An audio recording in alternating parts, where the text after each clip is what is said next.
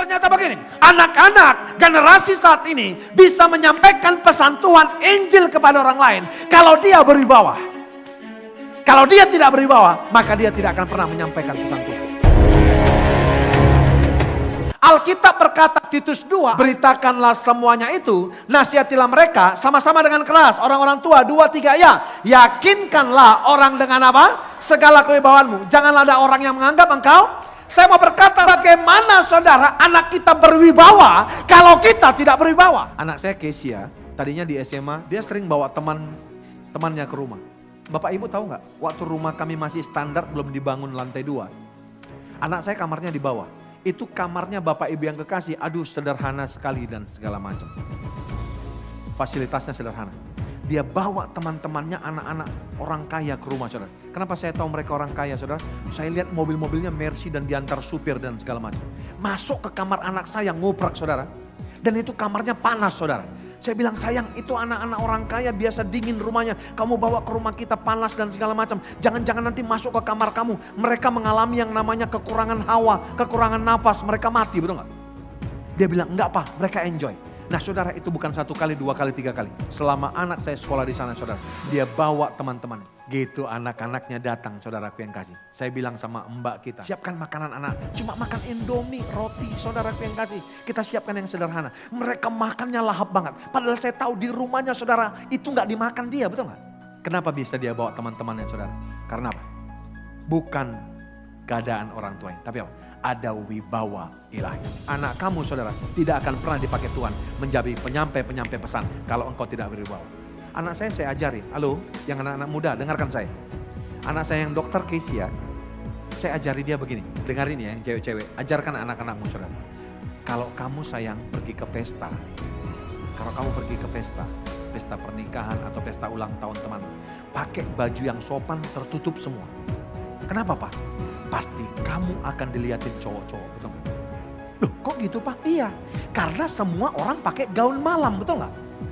Orang pasti pakai gaun yang kurang bahan, betul nggak? Kalau semua pakai gaun kurang bahan saudara dan berjalan begitu. Nah saudara, agak lari kecil gitu. Nah saudara, biasa saya bilang, kalau kamu pakai baju yang tertutup semua, baru orang akan lihat kamu. Karena apa? Kamu unik di tengah-tengah komunitas ini. Saya mau tanya sama Bapak Ibu, sampai nggak pesan Tuhan yang sama mereka? Anak muda nangkap sesuatu? Wibawa ilahi karena apa? Orang tuanya juga berwibawa. Iblis saudara mau memecahkan kita, itu tujuannya supaya kita saudaraku yang kasih diporak-porandakan keluarga kita. Satu tujuannya saudara, supaya apa? Supaya tidak ada keluarga-keluarga ilahi, keturunan ilahi, anak-anak ilahi, keluarga-keluarga yang diberkati ilahi untuk saudaraku yang kasih memberitakan yang namanya pesan Tuhan yaitu Injil. Dan saudara yang sudah usia, iblis mau engkau ketika dipanggil Tuhan, engkau tidak meletakkan, engkau tidak meninggalkan legacy, engkau tidak meninggalkan hal yang baik. Supaya apa? Supaya anak mantu cucumu juga nggak benar. Alkitab berkata apa saudara? Haleluya. Ada saudaraku yang kasih 5 peperangan saudaraku yang kasih di rumah. Anak akan berantem sama bapaknya.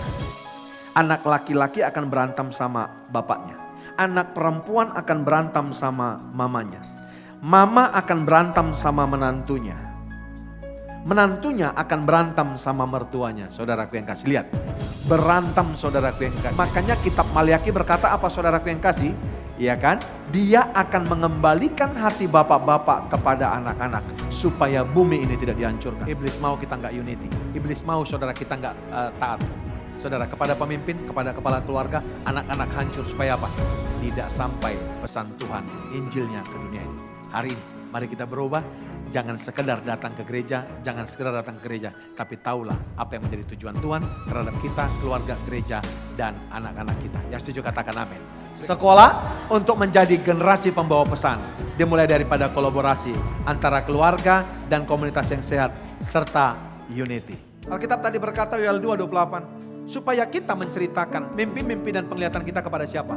Putra, putri, pemuda, pemudi. Ada bagiannya kita masing-masing. Jangan engkau berkata begini, udah tua Pak, gak bisa dipakai Tuhan. Cuma doa doang di belakang layar. Aku gak pernah naik ke stage dan mimbar. Gak semua harus di sini Bu. Tuhan bukan semua menyuruh kita menjadi pengkhotbah. Yang dia suruh saudara, dia perintahkan apa? Kita harus menjadi penyampai-penyampai pesan Tuhan. Yaitu apa? Injil, kabar sukacita itu. Karena apa? Engkau diselamatkan karena kasih karunia. Berarti engkau harus rindu apa? Orang lain diselamatkan, saudara yang kasih. Makanya iblis coba hancurkan rumah tangga dan gereja. Supaya apa? Pesan Tuhan tidak sampai kepada dunia. Hari ini ambil keputusan. Anak-anak muda, kamu berwibawa. Bapak-bapak, kamu berwibawa. Tidak mungkin anak-anakku berwibawa kalau kamu tidak berwibawa. Ternyata yang bisa anak-anak dipakai untuk menjadi penyampai pesan Tuhan. Dimulai dengan apa? Wibawa ilahi.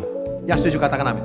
Dan kau yang di rumah yang mendengarkan ini, mari ubah hidup kita supaya kita memiliki wibawa ilahi yang kita transfer kepada anak. Bukan saja mengajar, tapi mendidik. Mengajar berulang kali sampai menjadi pendidikan.